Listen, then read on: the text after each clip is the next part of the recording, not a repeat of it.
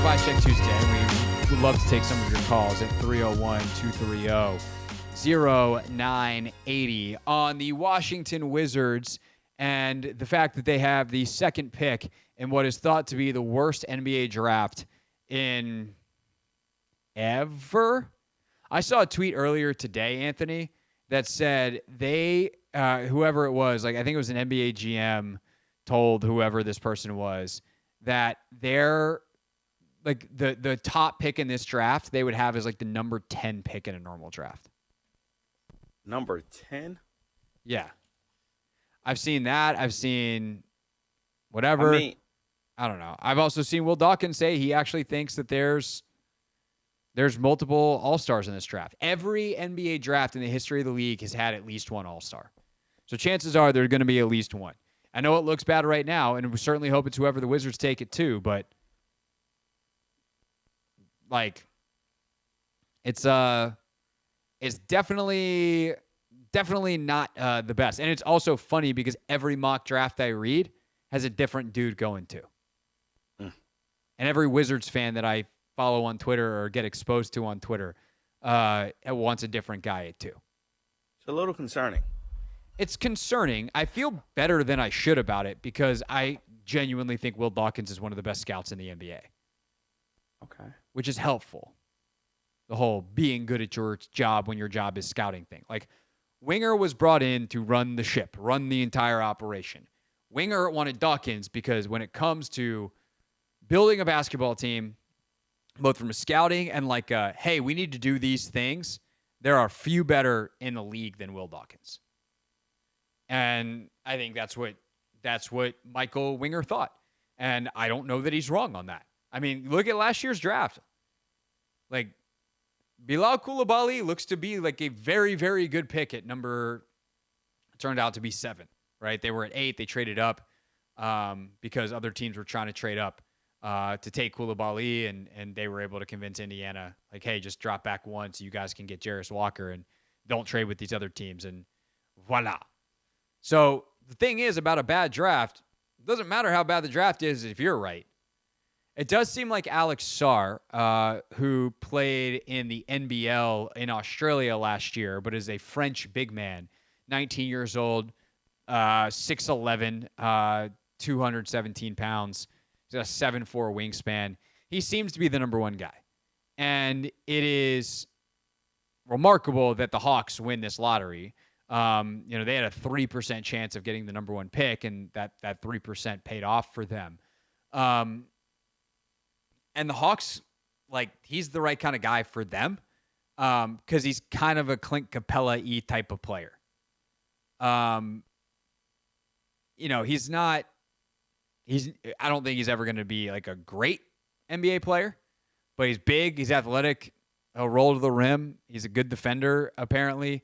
And for a team with Trae Young and trying to figure out the DeJounte Murray stuff and what they do, like, the best version of Trae Young, like, Trae Young and the Hawks made the Eastern Conference Finals that one year, and like he and Capella were rolling. Like, if I want to salvage Trae Young and I'm Atlanta, this seems like a good way to do it. Or if I want to trade Trae Young for future assets and DeJounte Murray and just start over and use Sarr as kind of a building block, like, I think the Hawks have good options.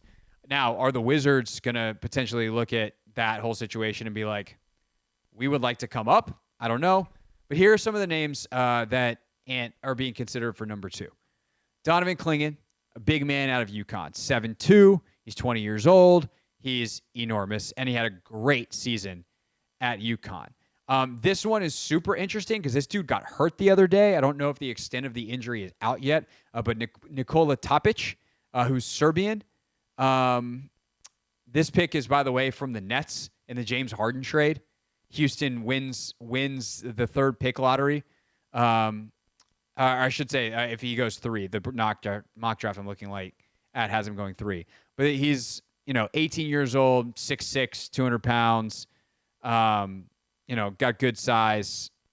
We'll see. He's got to become a way better shooter. He's a guy that, like, you read the scouting report and you're like, wait, why is this guy a top guy again? But he does have some playmaking ability, whatever. Rob Dillingham, Kentucky freshman. He's only 6'1", just doesn't seem to be the right kind of player for Washington who values positional size. Mattis Buzelis, who was in the G League last year. You got Reed Shepard, who's a guard from Kentucky, can shoot it a little bit. I don't know that he's really in the mix there. You got Zachary Richer. I need to work on my pronunciation here. Another French guy, played in the French pro leagues last year, but 6'8". He's a little Koulibaly-ish. Big, long Frenchman. He's got some flashes of shot making. So like he's in the mix. And then the guy that I am really, really intrigued by is Stephon Castle out of UConn. And the mock draft, just so people like have an idea here, I'm looking at the Ringers mock draft right now. And they've got Castle going 10th. But the reason I'm intrigued by Castle is he's 6'6", 190. Played in a really good program in Connecticut. I think right? he measured out to 6'2" yesterday. No, that was a mistake. They released the numbers today. Okay, cool. So he's 6'5.5" without shoes, a.k.a. he's 6'7", NBA height, right? So he actually gained an inch. That would have been crazy. Like, yeah, this dude's 6'6". Now he's 6'2". No, there were some mistakes with the numbers yesterday that they fixed today. So he's 6'6", 6'7", right? Which always, by the way, and I don't feel like a lot of people know that. When you hear NBA height, it's your height in shoes. And the answer, when you're like, wait, the rest of us, we go to the doctor, we take our shoes off, we get our height measured, and without shoes. Why do they do basketball heights in shoes? And the answer, do you know the answer? I do not. The answer is because you play basketball in shoes. Oh, that makes sense. Yeah, it does. Kind of. It's kind of dumb, but it's kind of brilliant. Yeah. So anyway, that's your NBA heights fun fact of the day. If you ever run into a 6'1" guard and you're a 5'11" fella and you're like, wait, that guy's my size. Yeah, all you got to do is go put shoes on and you can be 6'1" too. There's probably a joke in there that any females listening in DC dating circles want to make, but that's a different story. Point is, Castle's 6'6". He's got a 6'8" wingspan. He struggled to make perimeter shots in college, but they did their three-point shooting drill yesterday at the Combine, Anthony. And you want to know who was the best shooter in that one particular drill at the Combine? Bronny James? No, he was second, actually. Oh. Stephon Castle. Oh, he's number one. Yeah. What did and he so, get? I think it was like 71% or something like that. So what that tells me is there's a shot somewhere in there, right? And this is where the Wizards' current state of affairs makes me really excited because they have the player development staff to take a guy with some potential and be like, okay, if you can do this in a drill on air, how do we get that shot sped up and comfortable for you at an NBA game speed?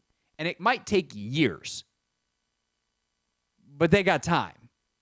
What you can't teach is 6'6" with a 6'8" wingspan and instincts.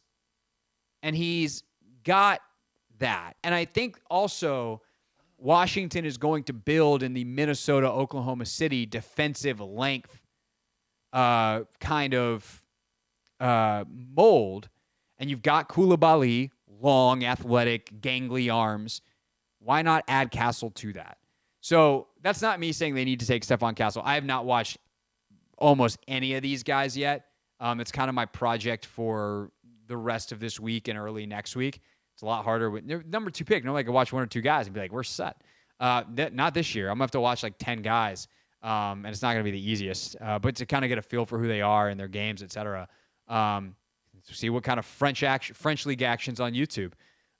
Good chance for me to practice my French for my trip in August. But anyway, Castle, his games will be easy to find. He played at UConn. He's a guy that I'm super duper intrigued by. 301-230-0980. We can take your calls next. It's a Vibe Check Tuesday. How do you feel about the Wizards having the number 2 pick in the 2024 NBA Draft? And we get back to the Commanders and OTAs coming up at 5 o'clock. Off the show. We're on the Team 980 live as well on the free Odyssey app and streaming live on YouTube at the Team 980. Our pal Mitch Tischler is going to join us coming up at 5 o'clock. Stood with Mitch in the rain out in Ashburn today. at Commanders OTAs. We'll ask him what he saw, what he liked, and his first impressions of Jaden Daniels and more coming up at 5 p.m. But right now, talking to you at 301-230-0980, taking your calls on how you feel about the Wizards getting the number 2 pick in the 2024 NBA draft, and if you have anybody that you particularly would like to see them take as we sit here early on in the process. We'll get a lot more on these prospects, obviously, as time goes on. Let's start off with Robert in Fairfax. Robert, thanks for calling. You are on the Hoffman Show. Hey, Craig, thanks for taking my call. You can hear me, right? Yep, I got you. Yeah. Okay, so we agree there's no clear-cut number 1 pick in this draft, right? Yeah, that's what everyone says. Number 1. I think the worst thing the Wizards could do is try to reach for, like, someone you think is, like, number 1. Because that's how you pick guys like Anthony Bennett, which Minnesota or whoever picked, 2013. There was no number 1 in that draft. They tried to find one. They picked the guy with the highest ceiling, whatever, and he turned out to be a complete bust. So I think go with the safe pick. I think to me it's obvious. It's that center from UConn. Klingon, the dude is a legit 7'2". He's legit 7'2". He can shoot threes. He has not yet realized his potential. You just kind of look at his body. He's going to fill out his frame even more. He's only played 1 year of college basketball. I think he's got a high floor and a high ceiling. You just plug him in. You don't even worry about the center position for the next 10 years. I mean, that would be nice. Thanks for the call, Robert. Although I will vehemently disagree with one thing that you said. And this, I'm glad you brought up the 2013 draft because this is kind of the thing with this draft. There was a number 1 pick in the 2013 NBA draft. He went 15th. His name is Giannis Antetokounmpo. And that's kind of what we're talking about here. Because you can say Anthony Bennett, who went to Cleveland, he was an all-time bust. It was Bennett, it was Oladipo, who kind of had his career ravaged due to injury, but has been a good player and at his peak was, I believe he made an all-star team. If not, he did. He did, right? Yeah. Otto Porter obviously went 3rd to the Wizards, and dang. Cody Zeller, Alex Len, who's still playing in the league, by the way, even though it feels like his career was like a bust. He's been out of the league for 10 years, right? No, he's still playing. Nerlens Noel was a big boomer bust guy, ultimately wound up not ever able to really stay healthy. KCP's in that draft. CJ McCollum's in that draft. Steven Adams is in that draft. Remember Shabazz Muhammad? Huge high school recruit, went to UCLA, never wound up working out. Kelly Olynyk, but Giannis is sitting there at 15. And so, and like Dennis Schroeder, there's guys in that draft that turned out to be good players. Gobert is in that draft. That's not, I'm about to say, no, that was not the Draymond draft. He was already in the league at that point. But I mean, shoot, Raul Neto went 47th in that draft, and he played for a couple of years in the league. But the point is, is that a good draft? No. The top 5 of that draft has maybe the worst combined career of a top 5 ever. Bennett, Oladipo, Porter, Zeller, Len. Is Len the last guy playing? Is Cody Zeller still bopping around? Otto just retired. Oladipo is, I think, retired finally medically. Bennett's long been out of the league. It's certainly got to be the worst top 3 in recent memory, if not ever. But Giannis is like a top 30, certainly top 50. And depending on how the next 5-6 years goes for him, potentially top 30 guy all time. So I just think that we need to be realistic about the fact that while there may seem to be no logical answer here in terms of number 1, it's why you scout, and it's why sometimes taking a risk on a guy is worth it, because if you can develop him, then it can work out in the end. Let's go to our guy Tony, Aries Tony. What's up, Tony? How you doing? Hey, Craig, how you doing, man? I wish if Atlanta slip and don't take Alexander Sarr, that's what we need. We need a big man, man. We don't need no more wingers and all that. We just got Koulibaly last year. I think we need a big man that, like a rim protector, like Sarr or somebody like that. What's your take on that?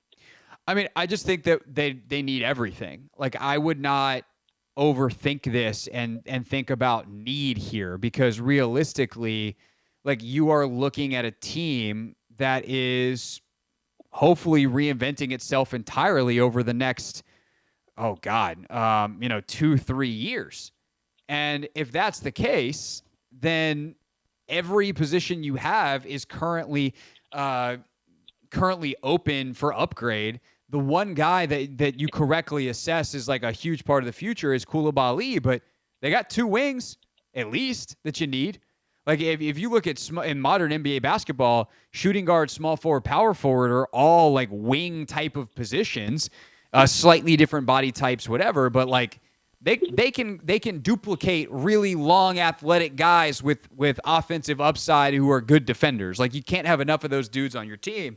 So Tony, like, do they need a big man? Yes, but they also need a point guard, and they also need another wing, and they also need shooting, because that is the current state of the Washington Wizards. So I would just, if I'm them, I look at who I think is some combination of the most sure to be a good player and the highest potential to be a great player, and I don't give a rip what position that dude plays. Would you be opposed if teams step up and make give us a out of the sky deal and for some veterans that would come in and make an immediate impact on this team? Would you think about making a trade for that just as well? I mean, I would consider everything would be the short answer. The longer answer would be it would have to depend on the veteran and kind of what they're looking at. I'm not looking to rush this because if it's a young veteran that I think can help me in 3 years, yes. If it's an older veteran, I'm not that interested.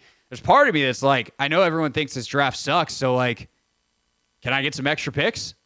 Like, does someone want to trade out and take on a contract and I get an extra first rounder? Because if you tell me I got 2 shots to try to get Giannis because he's floating around somewhere in this draft, I'll take the extra shots when everybody else doesn't want them. So, like, I think, Tony, the beauty and the curse of where the Wizards are right now is they can do anything. Makes it really hard for us to talk about and predict, but also leaves everything on the table, and I think that's ultimately a good thing for them.